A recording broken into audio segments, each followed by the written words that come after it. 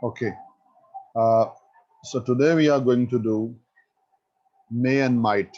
We are doing actually modal verbs, and we have covered so far can and could. That video lecture is also available. And today we are going to do may and might. May and might जो है basically ये किसी possibility को बताते हैं. अच्छा, एक इसमें तीन चीजें हम देखेंगे. एक तो मे एंड माइट का मीनिंग कि ये कैसे यूज होता है, तो ये पॉसिबिलिटी के लिए यूज होता है. दूसरी चीज हम देखेंगे कि ये पास्ट में यूज होता है, तो वो कैसे यूज होता है. और तीसरी चीज ये है कि ये फ्यूचर के लिए भी यूज होता है, तो वो कैसे यूज होता है. Okay, so first of all follow my cursor. We use may और might to say that something is possible. तो हम मे और माइट को यूज करते हैं ये बताने के लिए कि किसी चीज का इम्कान है, कोई चीज पॉसिबल है. ओके, तो अब जैसे it may be true, it might be true. तो अब इट मे बी ट्रू का मतलब है कि ये पॉसिबल है कि ये बात दुरुस्त हो. परहैप्स इट्स ट्रू, इसका मीनिंग है शायद ये बात दुरुस्त हो. तो मे और माइट दोनों जो हैं वो पॉसिबिलिटी बयान कर रहे हैं और परहैप्स के मीनिंग दे रहे हैं. शी माइट नो और she may know, meaning it is possible that she knows. Perhaps she knows. अब देखें, एक सिचुएशन आपके सामने ये पिक्चर के साथ एक पेश हो रही है, तो उसमें आपको मजीद ये चीज अच्छे से समझ आ जाए. You are looking for Ben. Nobody is sure where he is. आप बेन नाम के एक आदमी को ढूंढ रहे हैं, किसी को नहीं पता कि वो कहाँ है. But you get some suggestions. तो जब आप लोगों से पूछते हैं तो लोगों की तरफ से आपको कुछ सजेशन दी जाती है. Where is Ben, you ask.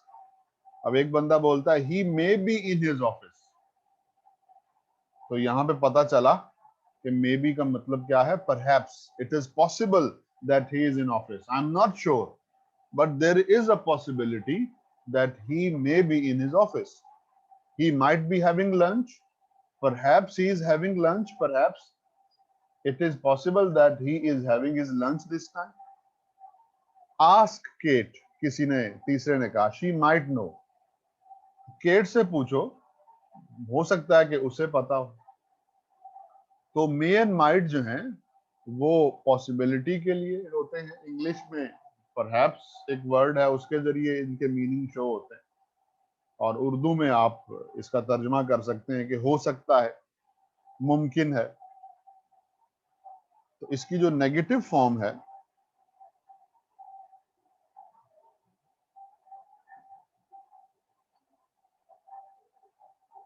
O,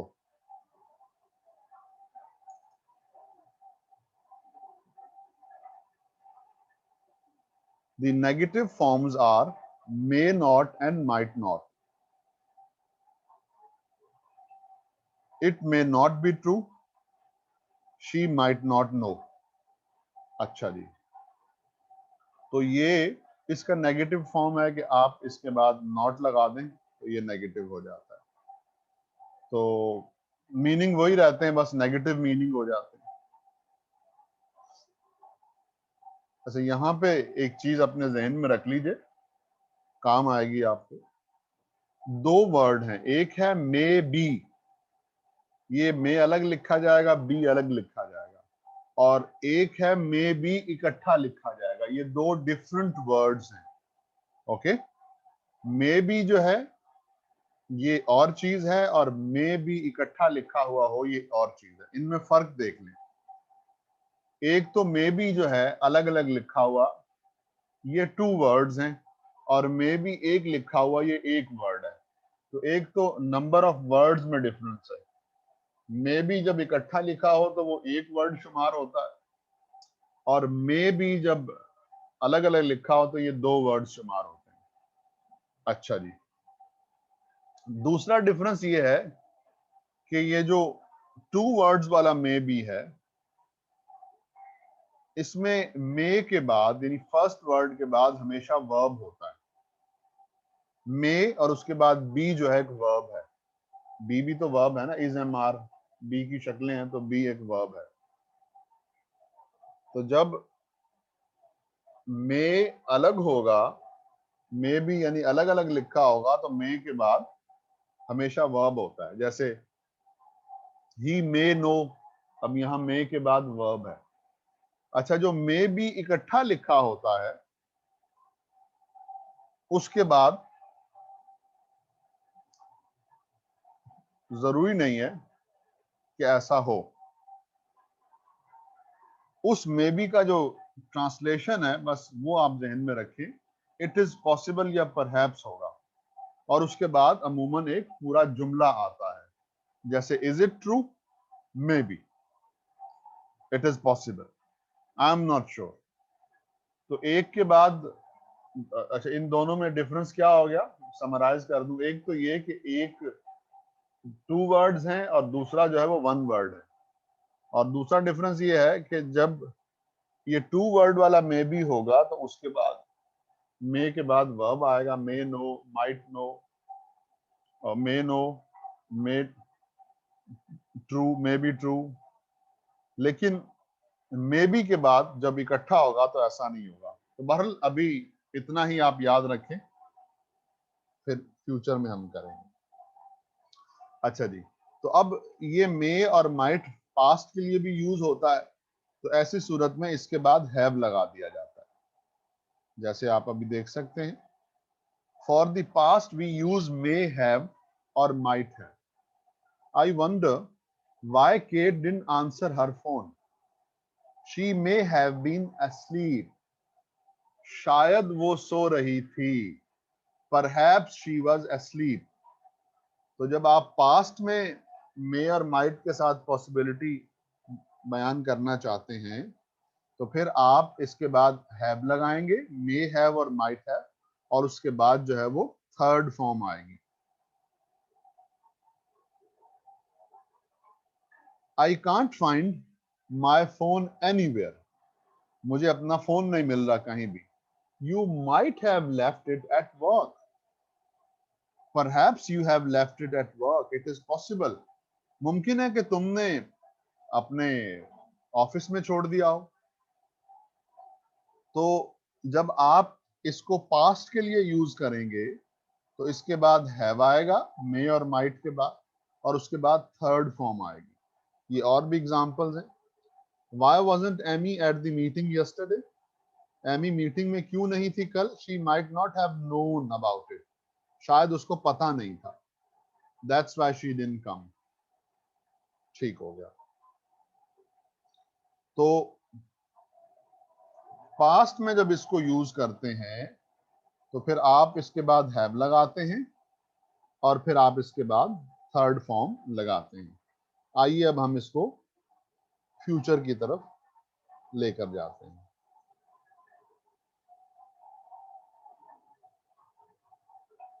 We use may and might to talk about possible actions or happenings in the future.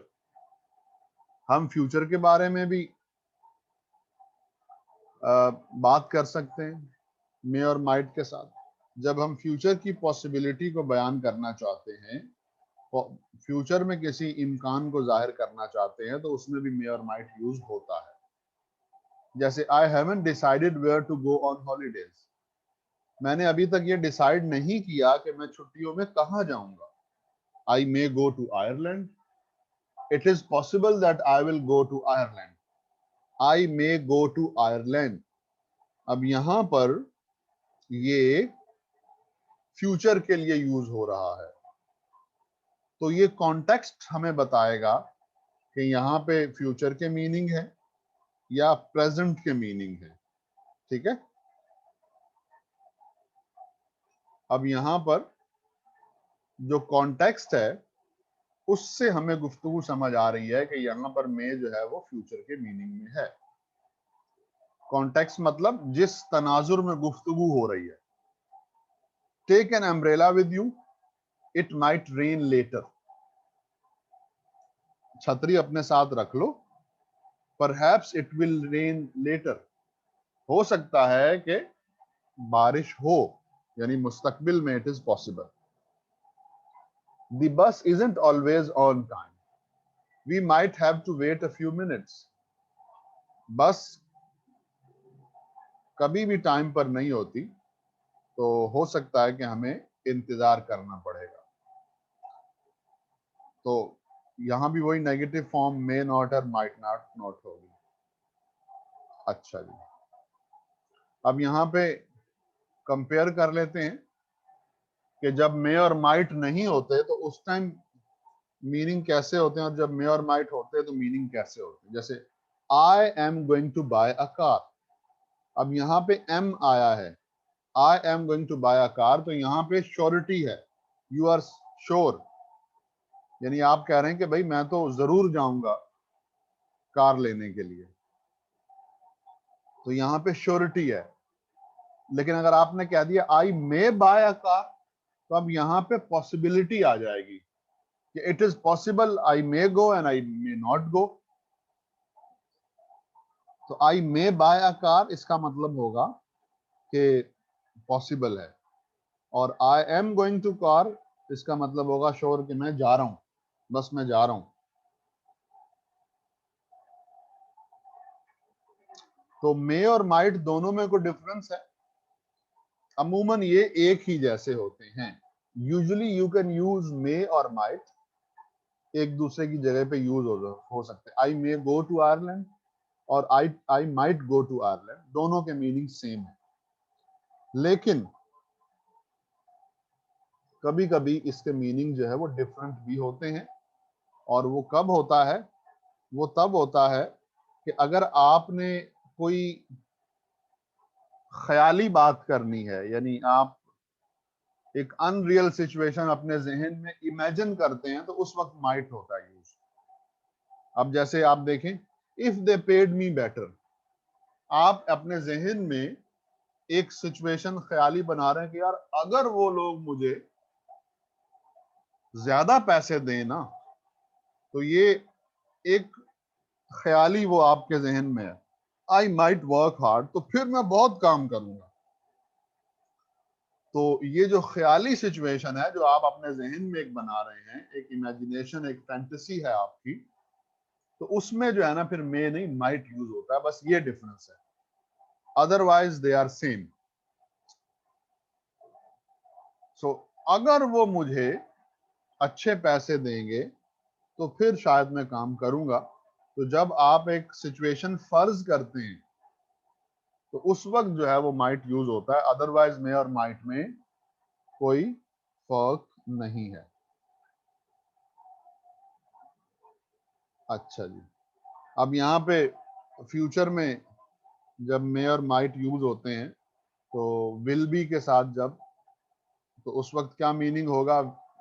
जब विल बी होगा तो श्योरिटी होगी, और जब माइट भी होगा तो फिर पॉसिबिलिटी होगी। जैसे don't phone at 8:30, don't phone at 8:30, 8:30 बजे फोन नहीं करना। I will be watching the football on TV, मैं टीवी पे मैच, फुटबॉल का मैच देख रहा हूंगा, यानी मैं उस टाइम, श्योरिटी है, यकीनन मैं उस टाइम देख रहा हूं, तो भाई उस टाइम तंग नहीं करना। लेकिन अगर आपने कहा कि don't phone at 8:30, I might be watching the football on TV, तो अब यहाँ पे वो श्योरिटी अनसर्टेनिटी नहीं है, बल्कि परहैप्स है। मुझे 8:30 बजे फोन नहीं करना, क्योंकि हो सकता है कि यार मैं उस वक्त मैच देख रहा हूं, तो मुझे फोन नहीं करना। फिर वही बात हमने यहाँ कंपेयर करके देख लिया कि फ्यूचर में जब मे यूज होगा माइट, तो उसमें पॉसिबिलिटी होगी, अगर विल बी के साथ होगा तो फिर श्योरिटी हो जाएगी, तो दोनों का डिफरेंस जो है वो सामने आ गया। प्लानिंग के लिए भी यूज होता है, पॉसिबल प्लान्स के लिए, यानी पॉसिबिलिटी तो होती है लेकिन एक प्लान भी शो हो रहा होता है। We also use may and might plus ing form for possible plans. I am going to Ireland soon, ये फॉर श्योर है, यकीनन मैं आयरलैंड जा रहा हूं। आई माइट बी गोइंग, अब ये प्लान है, पॉसिबल प्लान है, it is possible that I may go to Ireland. तो प्लानिंग के लिए जब आप यूज करते हैं मे और माइट को, तो फिर उसके बाद आप आईएनजी वाली फॉर्म लगाते हैं। ओके, तो हमने जो आज सीखा है मैं उसको समराइज कर दूं। वी हैव लर्न के मे एंड माइट जो हैं वो पॉसिबिलिटी के मीनिंग देते हैं। ये पास्ट के लिए भी यूज होता है और फ्यूचर के लिए भी। जब पास्ट के लिए यूज होगा तो मे के साथ माइट के साथ हैव आकर थर्ड फॉर्म आ जाएगी, और जब फ्यूचर के लिए यूज होगा तो फिर एक कॉन्टेक्स्ट बनेगा, उस कॉन्टेक्स्ट में जो है वो फ्यूचर के लिए भी यूज हो सकता है। तो आप दोबारा यूनिट 29 एंड 30 को देख लीजिएगा, एक दफा पढ़ लीजिएगा। ये बुक जो है वो आपके पास है।